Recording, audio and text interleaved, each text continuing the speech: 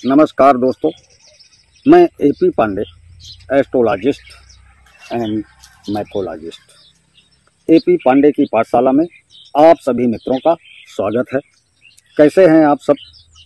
आशा करता हूं कि स्वस्थ होंगे, मस्त होंगे। दोस्तों आज हम पाठशाला में बताएंगे कि हिंदू धर्म में कितने संस्कार होते हैं, तब पूर्णतः हिंदू बनते हैं लोग। दोस्तों हिंदू धर्म में 16 संस्कारों का उल्लेख किया गया है, जो मानव के जीवन के विभिन्न चरणों को दर्शाते हैं। ये संस्कार जन्म से पूर्व और जन्म के पूर्व से लेकर मृत्यु के बाद तक किए जाते हैं। प्राचीन काल में संस्कारों की संख्या लगभग 40 थी। जैसे जैसे समय बदलता गया, लोगों की व्यस्तता के कारण कुछ संस्कार स्वतः विलुप्त हो गए।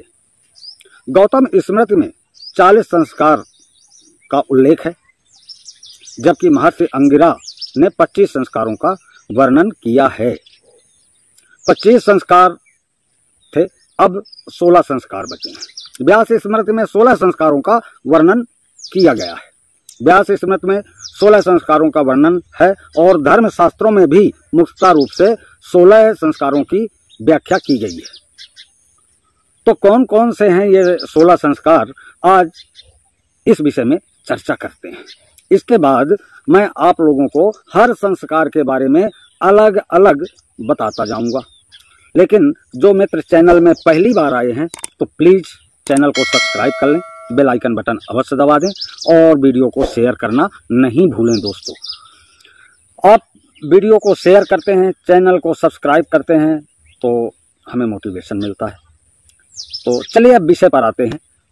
दोस्तों 16 संस्कार कौन कौन से हैं मैं बता दूं। गर्भधान संस्कार, गृहस्थ जीवन का मुख्य उद्देश्य संतान को जन्म देना है। उत्तम संतति की इच्छा रखने वाले माता पिता गर्भधारण करने से पहले यह संस्कार करते हैं और गर्भ की पवित्रता के लिए यह संस्कार करना भी चाहिए। फिर दूसरा संस्कार है पुंसवन संस्कार। यह संस्कार गर्भधारण के 3 माह बाद गर्भ में बच्चे के संरक्षण और विकास के लिए किया जाता है। विशेष तिथि एवं ग्रहों की गणना के आधार पर ही यह गर्भधारण संस्कार करना उचित रहता है। और तीसरा संस्कार है सीमांतोन्नयन संस्कार। दोस्तों यह संस्कार गर्भधारण करने के 6ठे या 8वें महीने में होती है। गर्भधारण रोकने के साथ साथ गर्भस्थ शिशु एवं उसकी माता की रक्षा करना भी इस संस्कार का मुख्य उद्देश्य होता है। अब अगला संस्कार है जात कर्म संस्कार। नवजात शिशु के नालच्छेदन से पूर्व इस संस्कार को करने का विधान है। इसमें 9 मंत्रों का विशेष रूप से उच्चारण के बाद बालक के बुद्धिमान, बलवान, स्वस्थ, दीर्घजीवी होने की प्रार्थना की जाती है। और अगला जन्म संस्कार है नामकरण संस्कार। यह बालक के जन्म के कुछ दिन बाद यह नामकरण संस्कार होता है। बालक को शुभ नक्षत्र में नाम रखा जाता है उसका, है ना दोस्तों। और नाम रखने के लिए यह संस्कार किया जाता है और भोज करवाया जाता है। इसको लोकल भाषा में बरहों भी बोलते हैं। अब दोस्तों अगला संस्कार है निष्क्रमण संस्कार। इस संस्कार में शिशु को सूर्य चंद्रमा की ज्योति दिखाने का विधान है।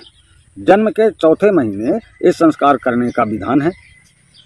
इस संस्कार का उद्देश्य यह है कि शिशु समाज के संपर्क में आकर सामाजिक परिस्थितियों से अवगत हो। और अगला संस्कार है अन्नप्रशन संस्कार। इसमें बालक को दूध हटाकर अन्न खिलाया जाता है। इस संस्कार का उद्देश्य शिशु के शारीरिक व मानसिक विकास को ध्यान में केंद्रित करना है। और फिर अगला संस्कार है मुंडन संस्कार। इसे चूड़ा कर्म संस्कार भी कहते हैं। दोस्तों बालक के पहले, तीसरे या 5वें वर्ष में इस संस्कार करने का विधान बताया गया है। इसमें बालक के बालों को काट दिया जाता है। फिर अगला संस्कार है कर्णभेद संस्कार, कंछेदन। बालक के कान में छेद किया जाता है।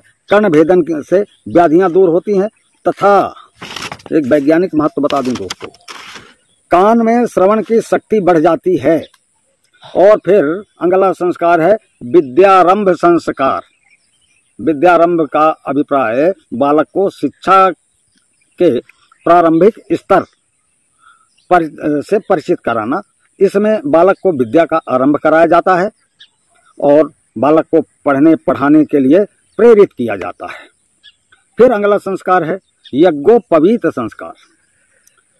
प्राचीन काल में 8 वर्ष की उम्र में यज्ञोपवीत संस्कार संपन्न हो जाता था, जिसके बाद बालक विशेष अध्ययन के लिए गुरुकुल जाता था और उस दिन से उस जाति का हो जाता था जिस जाति में उसके माँ बाप होते थे।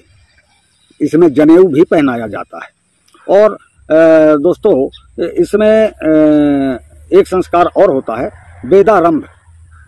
तो उस दिन से इनको जो है 5 से या 7 वर्ष में किया जाता है। ज्ञान अर्जन से जुड़ा हुआ है यह संस्कार। और अगला संस्कार है केशांत। गुरुकुल में अध्ययन समाप्त करने के बाद यह संस्कार संपन्न किया जाता था। यह संस्कार गुरुकुल से विदाई लेने तथा गृहस्थ आश्रम में प्रवेश करने का उपक्रम है। और अगला संस्कार है समावर्त। यह संस्कार बच्चे की परिपक्वता की ओर होता था दोस्तों और युवा बनता था इस संस्कार के बाद, और इसे 23-24 वर्ष के आसपास की जाती थी। और फिर संस्कार है विवाह। लगभग 25 वर्ष तक ब्रह्मचार्य का व्रत और पालन करने के बाद युवक परिणय सूत्र में बंधता था। यह संस्कार तभी निभाया जाता था जब युवक जवानी अवस्था में आ जाता था। अब अंतिम संस्कार है जिसको अंतिम संस्कार बोलते हैं, अंत्येष्टि भी बोलते हैं। यह संस्कार मृत्यु के बाद निभाए जाते थे और निभाए जाते हैं अभी भी।